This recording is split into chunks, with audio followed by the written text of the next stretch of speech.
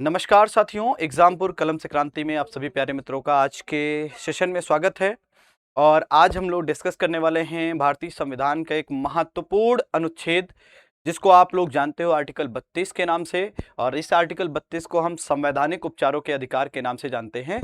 संवैधानिक उपचारों का अधिकार यानी कि राइट टू कॉन्स्टिट्यूशनल रेमेडीज।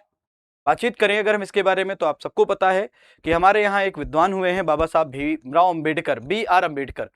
इन्होंने आर्टिकल 32 को संविधान का हृदय तथा आत्मा की उपाधि दी है।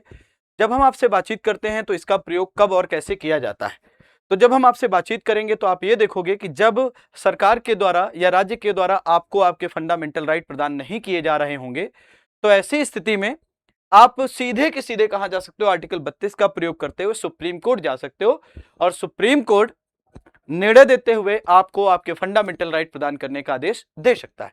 इस स्थिति में जब हम आपसे बातचीत करते हैं तो सुप्रीम कोर्ट जब निर्णय देता है कि आपके फेवर में, तो वो 5 प्रकार की रिट, मतलब एक प्रकार से आदेश जारी करता है। इन 5 प्रकार की रिटों के बारे में हम आज की क्लास में सेशन में सीखने का प्रयास करेंगे। तो चलिए जानते हैं थोड़ी सी बातचीत आर्टिकल 32 के बारे में। तो सबसे पहली बात आप समझिए, आर्टिकल 32 जो है वो क्या कहता है, वो कहता है राइट टू कॉन्स्टिट्यूशनल रेमेडीज, यानी कि संवैधानिक उपचारों का अधिकार। ये क्या कहता है, ये सामान्य सी भाषा में अगर हम कहें कि जब आपको आपके फंडामेंटल राइट प्रदान नहीं किए जा रहे होंगे राज्य या स्टेट के द्वारा या सरकार के द्वारा, तो ऐसी स्थिति में आप कहां जा सकते हो, आप सुप्रीम कोर्ट जा सकते हो। और आर्टिकल 32 को बाबा साहब भीमराव अंबेडकर जी ने, डॉक्टर BR अम्बेडकर ने क्या कहा था, डॉक्टर BR अम्बेडकर ने इसको कहा था संविधान का हृदय तथा आत्मा, यानी कि refer to as the heart and soul of the constitution. इसको क्या कहा था, heart and soul of the Indian constitution. तो आर्टिकल 32 आपसे पूछा जा सकता है एक क्वेश्चन सामान्य सा, कि निम्नलिखित में से किस अनुच्छेद को बाबा साहब भीमराव अंबेडकर ने क्या कहा था, संविधान का हृदय तथा आत्मा कहा था, तो हार्ट एंड सोल किसको कहा था, तो आपका उत्तर आएगा आर्टिकल 32 को। आर्टिकल 32 के तहत जब हम आपसे बातचीत करते हैं तो सुप्रीम कोर्ट क्या करता है, सुप्रीम कोर्ट मूल अधिकारों को लागू कराने हेतु ये राज्य सरकार को आदेश देता है। और ऐसी स्थिति में जब हम आपसे बातचीत करते हैं तो ये सर्वोच्च न्यायालय का क्या है, क्षेत्राधिकार है। और जब हम आपसे बातचीत करते हैं तो सर्वोच्च न्यायालय की शक्तियों के अंतर्गत सर्वोच्च न्यायालय क्या करता है, मौलिक अधिकारों को लागू करने के लिए आदेश, निर्देश या रिट जारी कर सकता है। तो यहां पर कह रहे हैं कि powers of the supreme court can issue, मतलब कौन इशू कर सकता है रिट का, तो आर्टिकल 32 के तहत सुप्रीम कोर्ट इशू करेगा, इशू डायरेक्शंस, ऑर्डर और Ritz for the enforcement of fundamental right, for the enforcement of fundamental right. तो कितनी प्रकार की रिट जारी कर सकता है, 5 प्रकार की। ये 5 प्रकार की रिट क्या क्या होती हैं, तो सबसे पहला है, आप कहेंगे सर हीबियस कॉर्पस, मतलब आपके ये बंदी प्रत्यक्षीकरण, क्या कहेंगे, बंदी प्रत्यक्षीकरण कहेंगे, बंदी प्रत्यक्षीकरण कहेंगे। दूसरा क्या है, दूसरा हम कहेंगे परमादेश, परमादेश का मतलब वी कमांड, हम आदेश देते हैं। तीसरा क्या है, तीसरा है प्रतिषेध यानी कि मनाही, आप निषेध भी कह सकते हो इसको। चौथा जो होता है उसको बोलते क्या है, उसको बोलते हैं उत्प्रेषण, सर्टियोरेरी, उत्प्रेषण। और पांचवा जो होता है, जो लास्ट होता है, उसको हम क्या बोलते हैं, उसको बोलते हैं अधिकार प्रच्छा या फिर क्यो वारंटो, क्या बोलते हैं, अधिकार प्रच्छा या क्यो वारंटो के रूप में ट्रीट करते हैं। आइए हम एक एक करके रिट जारी देखने का प्रयास करते हैं, कौन कौन सी रिट है। तो मैंने यहां पर कहा कि बंदी प्रत्यक्षीकरण, हिबियस कॉर्पस एक रिट होगी, दूसरा होगा मैंडमस या परमादेश, तीसरा होगा निषेध या प्रतिषेध या प्रोहिबिशन, इसको क्या कहेंगे, प्रतिषेध भी बोलेंगे, प्रतिषेध भी बोलेंगे। चौथा जो होता है उसको बोलते हैं सर्टियोरेरी या उत्प्रेषण, और पांचवा होता है क्यो वारंटो, यानी कि अधिकार पृच्छा, किस अधिकार से। जब हम इसमें से एक एक करके बात करते हैं तो बंदी प्रत्यक्षीकरण को समझने का प्रयास करते हैं। बंदी प्रत्यक्षीकरण का मतलब होता है to have the body of, मतलब न्यायालय के सामने, कोर्ट के सामने आप क्या करो, बंदी बनाए गए व्यक्ति को प्रस्तुत करो। और ये जो होता है, ये रिट जो होती है वो निजी व्यक्तियों के अगेंस्ट और सरकार दोनों के अगेंस्ट जारी की जाती है। क्या कहेंगे, ये कहेंगे निजी व्यक्तियों के अगेंस्ट भी जारी होगी, और निजी व्यक्तियों के साथ साथ किसके अगेंस्ट में, तो आप कहोगे सर निजी व्यक्तियों के साथ साथ में आप देखेंगे सरकार या राज्य के अगेंस्ट में भी इसको क्या किया जाएगा, सरकार या राज्य के विरुद्ध इसको जारी किया जाएगा। ये बेसिकली अवैध या गैर कानूनी गिरफ्तारी के अगेंस्ट में जारी किया जाता है। और इसमें न्यायालय या सुप्रीम कोर्ट आर्टिकल 32 का प्रयोग करते हुए यह आदेश देता है कि आप हमारे सामने, मतलब न्यायपालिका के सामने क्या करो, आप न्यायपालिका के सामने बंदी को या व्यक्ति को शरीर के साथ में, मतलब सशरीर उपस्थित करो। तो यहां पर देखो, इसको हम क्या कहते हैं, it ensure the personal liberty, और ये क्या करता है, ये व्यक्तिगत स्वतंत्रता को सुनिश्चित करने का एक कदम होता है। आगे बातचीत करते हैं। दूसरा जो रिट है उसको बोलते हैं मैंडमस, यानी कि परमादेश, मतलब हम आदेश देते हैं। इसके द्वारा सुप्रीम कोर्ट आर्टिकल 32 के तहत क्या आदेश देगा, इसके तहत 32 के तहत, आर्टिकल नंबर 32 के तहत सुप्रीम कोर्ट किसी भी अधिकरण को या लोक अधिकारी को या प्राधिकरण को आदेश देता है कि वह विधि के द्वारा, कानून के द्वारा उसके लिए जो भी कर्तव्य निर्धारित किए गए, उसके लिए जो भी कर्तव्य काम बताए गए, उन कर्तव्यों का निर्वहन करें। तो ये क्या कहता है, it orders a public official और authority to perform a duty that they have failed to perform.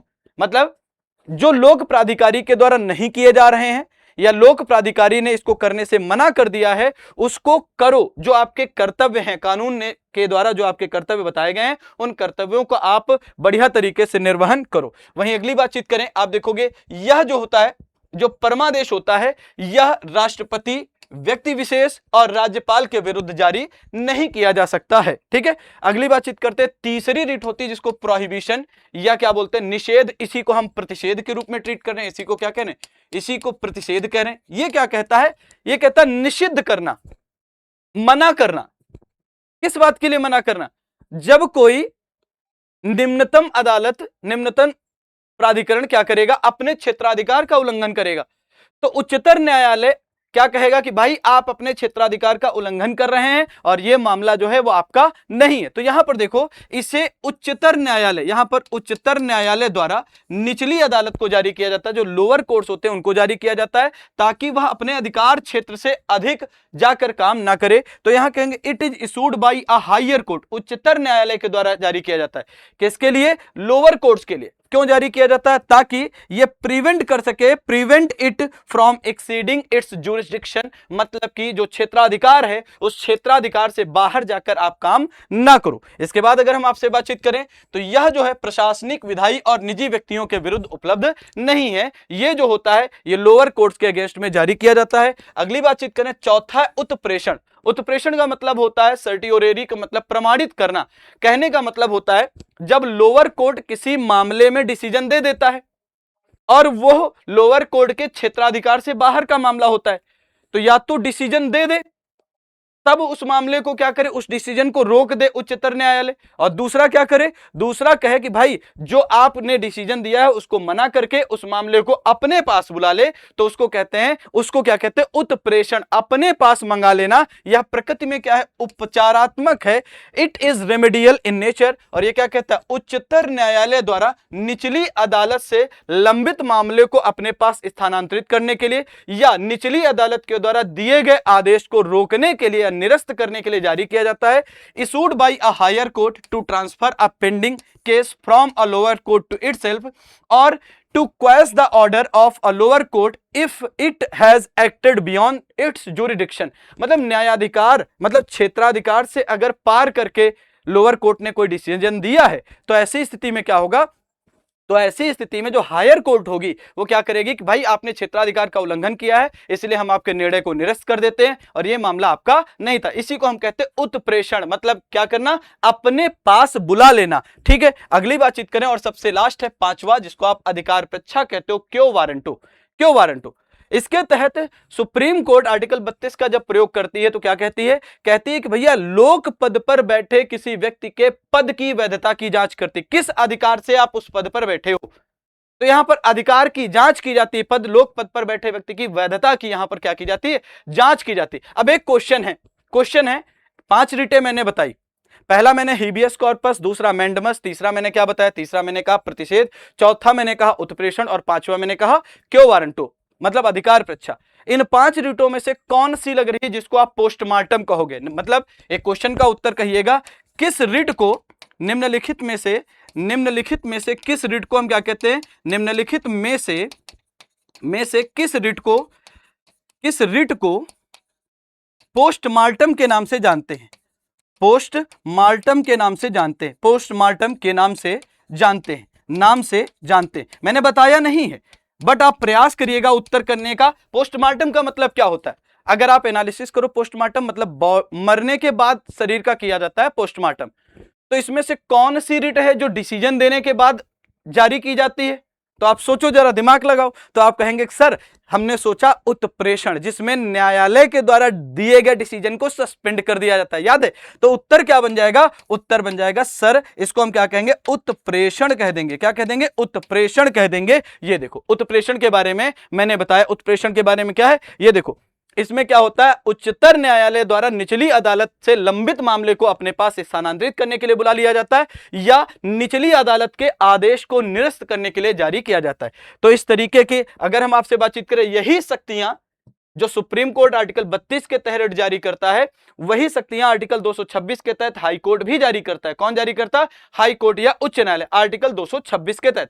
Supreme court केवल फंडामेंटल राइट के संबंध में आर्टिकल 32 का प्रयोग करेगा, लेकिन जो हाई कोर्ट होगा वो आप देखेंगे फंडामेंटल राइट, और फंडामेंटल राइट के साथ साथ में आप कहां पर देखेंगे? तो आप कहेंगे सर लीगल राइट के भी संबंध में रिट जारी कर सकता है आर्टिकल 226 का प्रयोग करते हुए।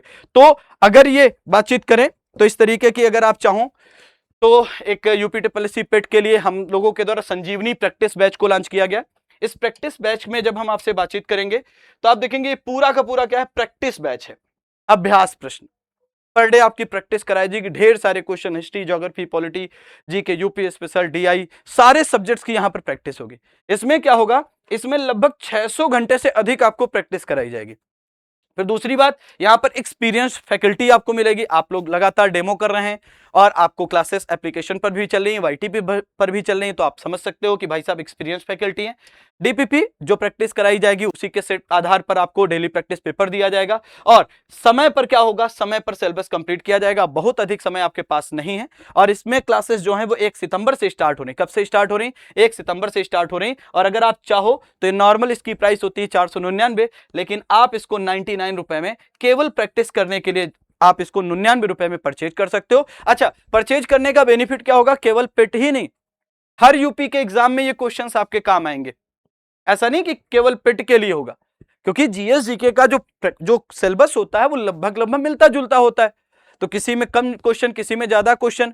तो यहां तो कम से कम मार्किंग हो गया कि भाई पॉलिटी के 5 क्वेश्चन पूछे जाएंगे, ज्योग्राफी के 5 क्वेश्चन पूछे जाएंगे। लेकिन दूसरे सब्जेक्ट्स में भी ये क्या करेगा? दूसरे जो एग्जाम्स होते हैं उसमें भी ये आपको हेल्पफुल होगा। और आप देखेंगे इसकी वैलिडिटी जो है वो टिल एग्जाम रहेगी, और ये ऑफर जो है पहले 10,000 विद्यार्थियों के लिए ही है। बाकी इसके बाद आपकी फीस 499 रुपए हो जाएगी, और ऑफर 31 अगस्त तक ही रात में 12 बजे तक उपलब्ध है। इसके बाद ये फिर ऑफर आपको मिलेगा नहीं। ठीक है, तो सेशन अच्छा लगा हो तो कमेंट करके बताइएगा। धन्यवाद, थैंक यू, नमस्कार, बहुत बहुत आभार।